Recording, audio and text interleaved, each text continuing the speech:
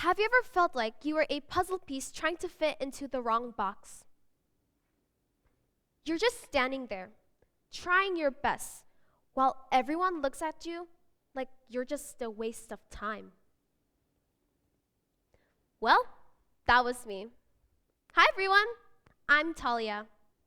If you see me in the hallways today, you'll probably see a girl who is loud, chatty, and honestly, a little chaotic. But the girl you see now took a very long and a very painful road to get here. To start off, I moved to Korea from Indonesia almost 6 years ago. That time, it felt like that was one of the best things that happened in my life. How so? Well, I moved in the middle of the COVID-19 era where everyone was struggling. Well, at least in Indonesia. Then I arrived in Korea with so much hope and determination to make new friends and see a whole new world. The next thing I know is that I have these new friends. I can tell that they're gonna be my new best friends. And they did. We go everywhere together, playing all around together, to share birthday parties, sharing hot teas with no doubt anyone would spill it, being crazy, and you name it, all the fun things that can happen to fourth graders. Then, time flies. But then, the air changed. The whispers started. I heard from a few friends that they were bad-mouthing me behind my back, hiding true perspectives about me that don't align with who they actually are.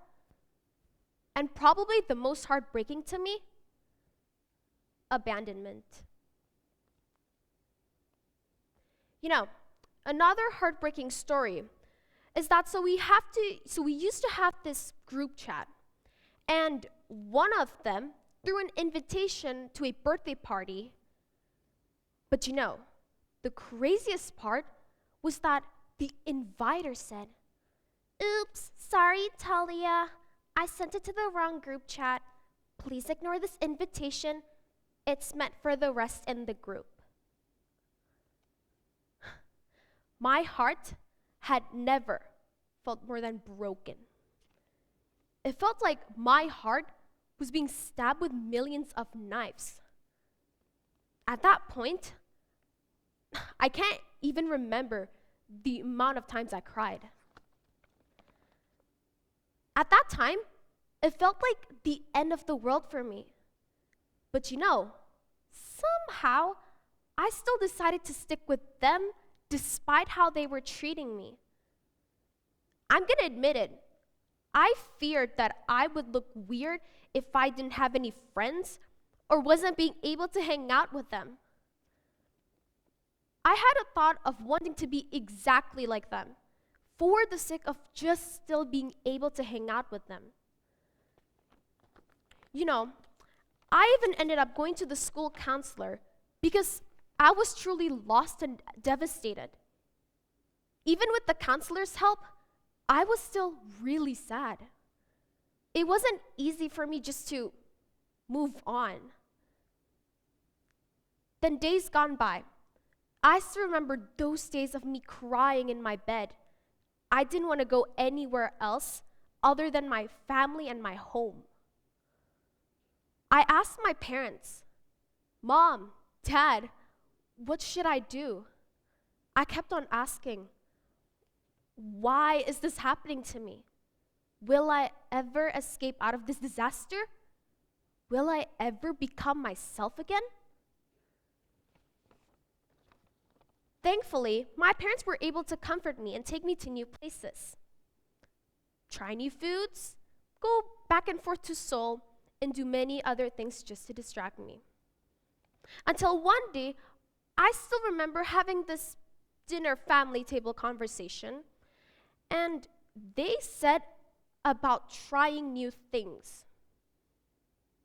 That conversation led me to think, why shouldn't I just stay strong and wait for the path to lead to my future? And guess what? I actually did start it. I started following the flow of everything.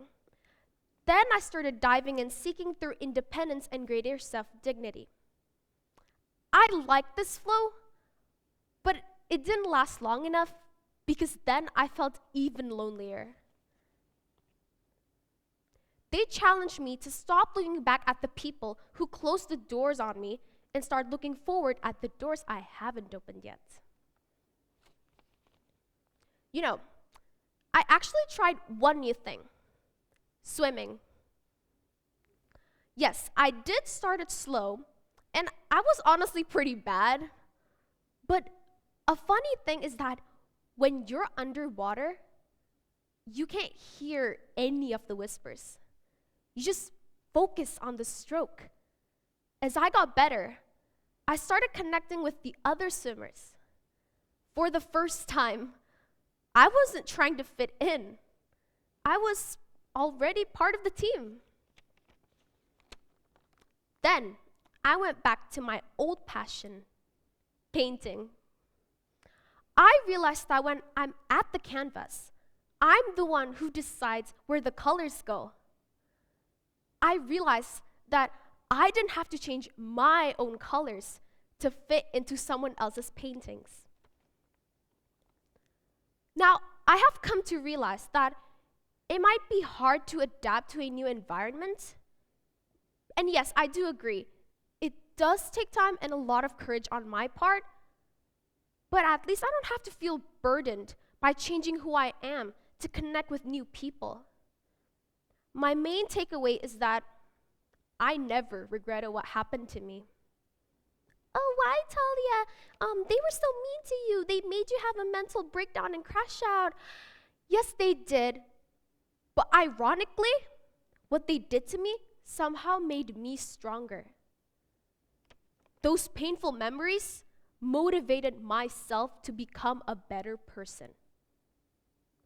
The pain was the fertilizer I needed to grow. I realized that I'm not the one behind, and I'm not weird. I am just a late bloomer. A late bloomer doesn't flower when everyone else does. They take a little more time to grow their roots deep. They take a little more time to make sure that their petals are strong enough to face anything.